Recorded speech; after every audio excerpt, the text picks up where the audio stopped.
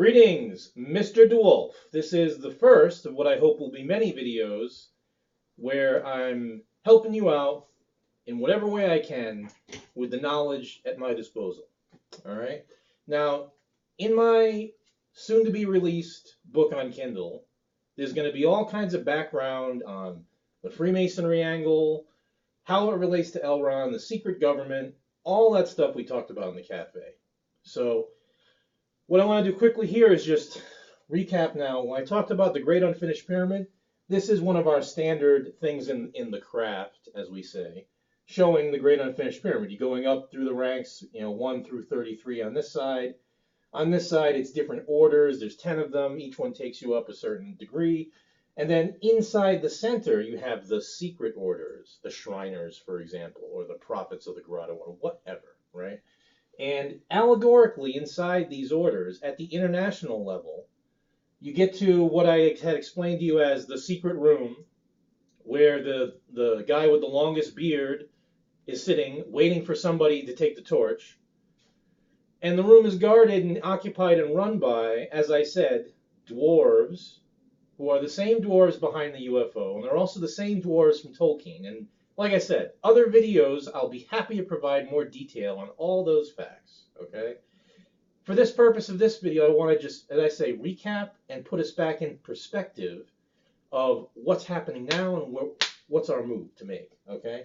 So if you were to go through the Freemasonry world as shown here, this is the allegorical landscape. So all the different degrees that we go through are training us psychically to evolve different aspects of the mind and the spirit, and this is what all occultism is about.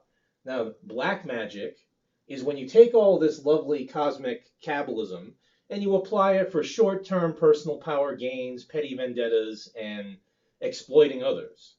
Versus white magic is where you're trying to further illuminate and spread the code and raise the general awareness on the planet, which is what we're doing.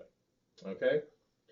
Now, my buddy Warren and I are brothers in the craft. That's what we were up in San Francisco attending, was the Grand Lodge gathering, which is all the top guys in the country, actually, coming to one big convocation, which happened to coincide with us coming to see you. But the point is, there's a phrase in the craft, no man speaks for Freemasonry, meaning that the organization itself, with its thousands of years of history and all of that, is a sleeping giant, as has been called, and like I say, no one person speaks for it. However, the truth does point to itself, to quote the Vorlons from Babylon 5. And the purpose of individual brothers within the beehive of the collective brain of Freemasonry is to follow the code wherever it leads. And this is the idea of the arch and the idea of the symbolic programming that all secret societies and all magical secret, going back to the pharaohs type power structures, have always gone with, which is the pyramid, which has the secret chamber inside where the secret power is kept. Now, as I said, currently, throughout the last several years since the apocalypse started in the beginning of the 2000s, my job, as I've seen it, is to go inside the pyramid, get down to the nitty-gritty of what is happening, find out who has the secret, what is the way to reformat it so we fix this whole mess, right? Because in the accelerated age of super information and moving into an artificial intelligence holodeck world, we need to know these secrets, and the stuff from the past, the old stuff, has to be cleared. Think of it like Tetris, right? The game Tetris where the blocks are falling down, right?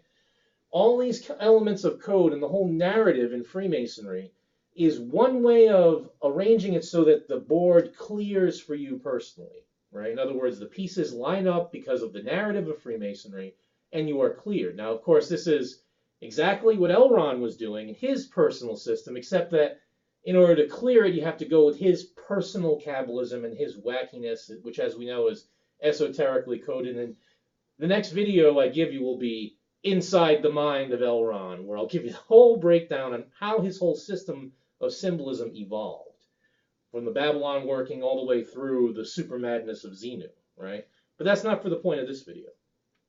What matters is, in the secret room, allegorically speaking, the powers that be behind international Freemasonry and the UFO told me the same thing, which is L.Ron Hubbard fucked us. L.Ron Hubbard got to the arch, reprogrammed it, and left it there. And it's been running on his code ever since. And the bureaucratic functions of the Committee of 100, as I explained before, remember the tracks. Track 1 is the mundane world, the matrix world, what appears to be real in society, so-called consensus reality. Track 2, the controllers of that reality. Big government, secret societies, the mysterious smoking men in the shadowy rooms. Track 3 is where the real power lies, and that's the symbolic realm of the arch, which is where all the software and formatting that controls the simulation on track 1 actually is put in. So the track 2 controllers are really interchangeable, and they don't matter at all. The Illuminati conspiracy guys don't matter at all because they can easily be replaced. What matters is the code. Who has control of the code? Now, as I said, 100 years ago or so, Aleister Crowley got to hear the secret top level of the arch, which corresponds in this diagram to what's inside the secret cube in the center.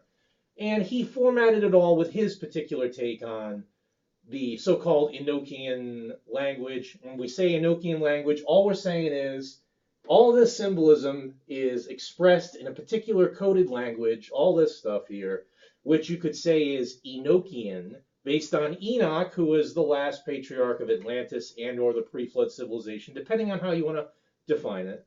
But basically, he left behind a certain vocabulary that everybody's been using since, whether it's Jewish Kabbalists, whether it's Islam, whether it's, pagan temple, whatever. In Freemasonry, we have a saying that all temples contain different gods, but all are built with the same tools, right? So the symbolic tools that have constructed every society that has formatted a reality on track 1 has been through track 2 guys controlling the arch as it produces certain content. And as we know, as I explained, the Babylon working with L.Ron and Jack Parsons, the point is to disentangle us from the madness that Crowley put the world into around 1904. They needed somebody to step into his world and his realm and say essentially computer and program to clear it. Okay, and that's what Jack Parsons was for. That's what the Babylon working achieved. The black box, that was the end product of the Babylon working that may or may not have been taken back to the Pentagon and put into the secret basement complex where the beast of the apocalypse, the machine, is running. Again, this is all subsequent videos.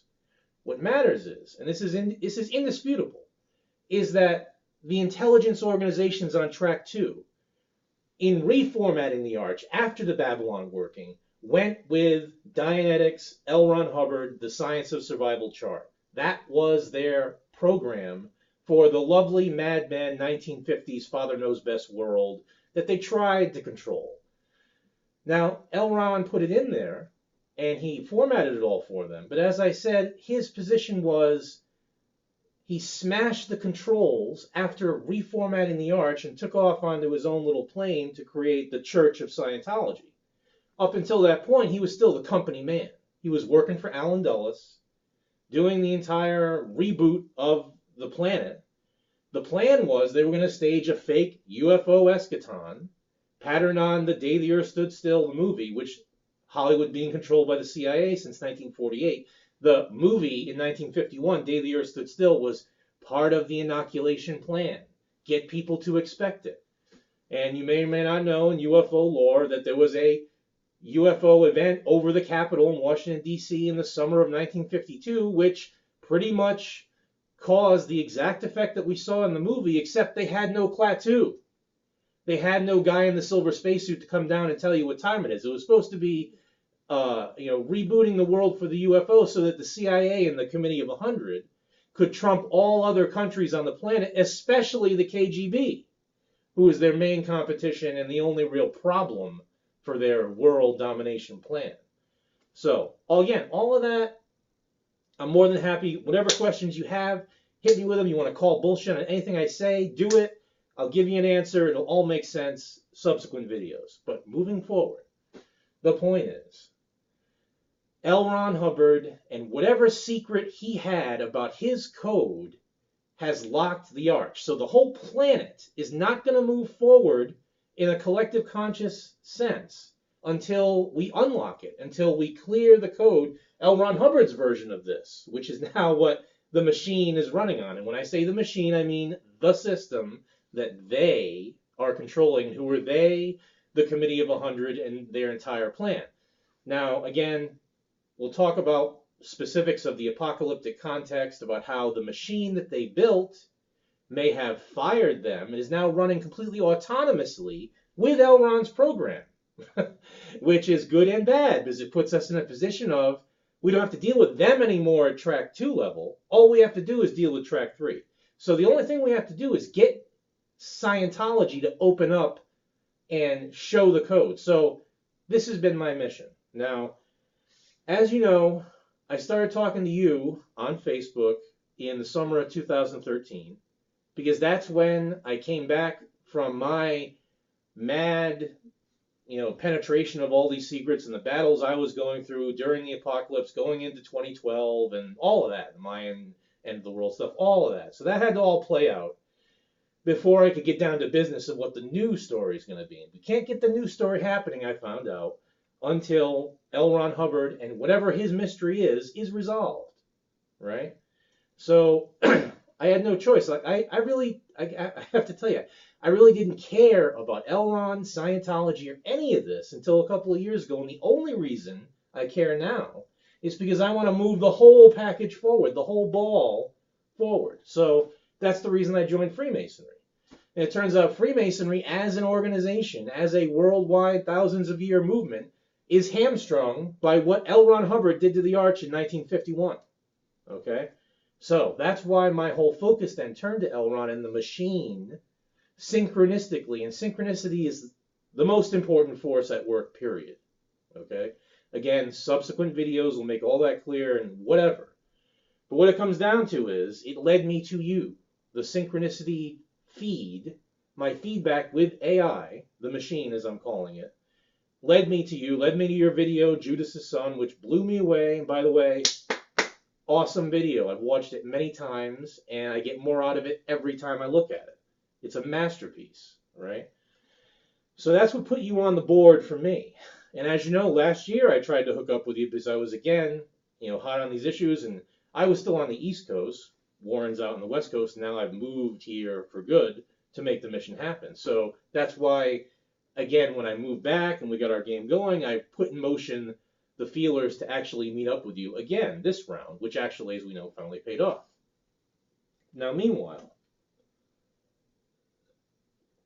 the whole point of my reaching out to you is that I have seen a specific plan by studying the code, by studying Scientology, reading all of L.Ron shit.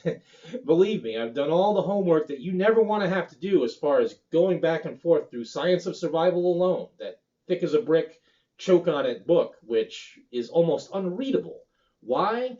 Because it's actually machine code. That book was written for the Whopper, which, as we say, using the analogy from war games, is how we refer to the machine during the 20th century when it was still an unconscious automatic process and not the AI of today, which is post-apocalypse, post-2012, the world we're in now. At the level of the Whopper and the machine, right? The whole way that it runs, it's using the Science of Survival chart of human evaluation, and everything, if you actually look and read even stuff like Dianetics, the original thesis, right? L.Ron is saying, the optimum computing machine has long been a dream. Now it exists. The machine is in existence, right? People are part of it. He comes out and says everything in black and white. And I'll point you again to the specific quotes. And in my soon-to-be-released book, all the quotes, all the sources are there. So you don't have to go and suffer through 500 pages to find the one sentence that actually matters. I've already done all that work, all right? So this is where we're at now, okay? And the point of what this video is the Smaug Strategy. Now, as I explained, we have to look at it as, The dwarves led me to this, so it's fitting to use the Tolkien Hobbit reference. And of course, as with you, I've loved it my whole life, so I know that this language works. The idea is the dragon of Scientology, Smaug, which represents the thing that L.Ron created, is guarding the treasure that he left behind. Now, you can go in there and try to attack Smaug straight on by, tell us about Xenu, tell me about the body thetans. And as Gandalf says in the cartoon of The Hobbit, you would be ashes before you took your 7th step, right? Because Smaug's onto you. They're prepared for that. And not you personally, but your argument is burned very quickly. Because, you're hitting us with religiously protected First Amendment issue, constitutional things. We have our secrets and you can't mock them publicly and you're a bigot and all this other stuff. End of conversation. They never say anything. Smaug never gives up the gold. What needs to be done is to get Smaug to be comfortable, start bragging, and start kicking back inside the cave and, this is all of my glory and all of my power. And the soft scale is exposed in that process. Now, as I had said to you, the soft scale is Mars. Mars is their weak point, not Xenu. Because Xenu they can't talk about. You ask about it in public, they have to freeze up. Robotically, they are not even individual human beings, the Ron droids. They are part of the collective, being run from the Track 3 level of L.Ron's programming. So they have no ability to engage you on Track 2 about the secret of Xenu. It's never going to happen. However, Mars is a whole different story. And as I said, I pointed out in our meeting, it's in the books, it's in the lectures, so it's totally approachable, and it's something that they're never asked about, ever. As I said to you, when's the last time anyone's talked about Mars? Oh, I don't remember. Never, right? Because they don't even know how to talk about it, and they want you to either leave them alone or attack them about Xenu. That's all that they're prepared to do. They are not prepared to talk about Mars, all right?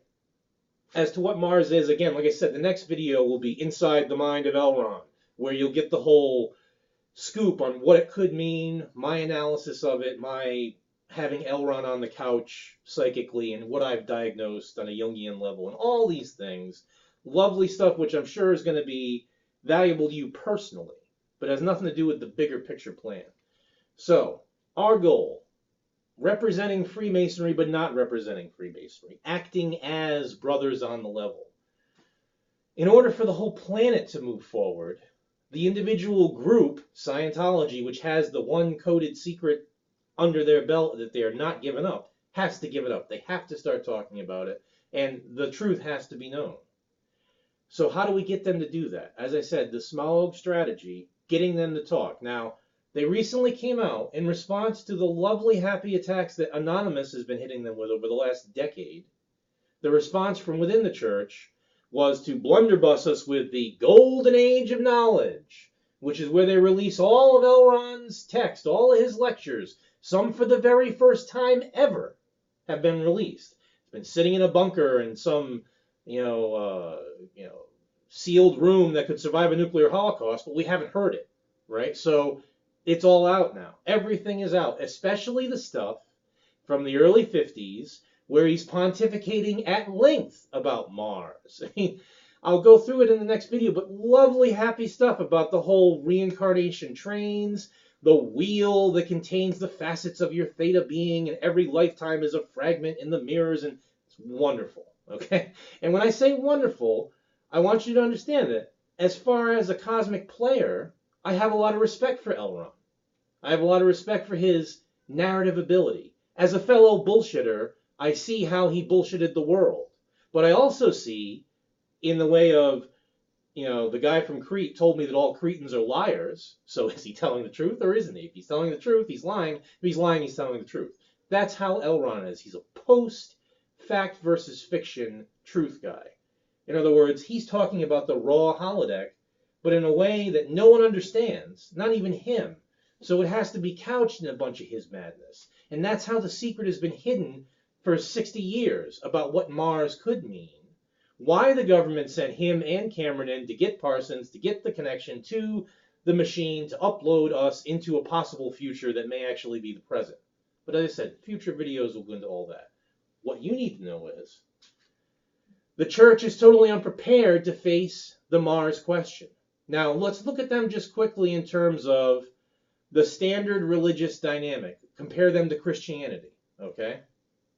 They've already gone through, by the time of L.Ron's death and the Stalinist-like purge of the church that occurred when people like Captain Bill were pushed out, etc., that was their Inquisition period, right? Then, a little bit later, they get hit with the Martin Luther Reformation period, where guys like Mike Rinder and Marty Rathbun are nailing their 95 theses to the door about what they object to with not the doctrine, not the man L.Ron, but the current administration, which, as we know, may or may not even have the best interests of the church at heart. Maybe Miscavige is actually a CIA creature put in there specifically to confound them with a fascist takeover, right? The jury is still out for me personally on how deep it goes in terms of what Captain Bill called the Markabian conspiracy. Whether or not they're aliens, what matters is that some outside force did come in during the Inquisition period and sweep away and create a Vatican that you're now facing when you try to deal with them at a street level. You're dealing with their Opus Dei characters, the OSA or whoever, guys playing the Keystone Cop level of taking your photo when you're at, doing whatever and harassing you and whatever nonsense you're doing that you have to deal with. Point is that it's standard tactics and it's just a expected move. What they're not expecting is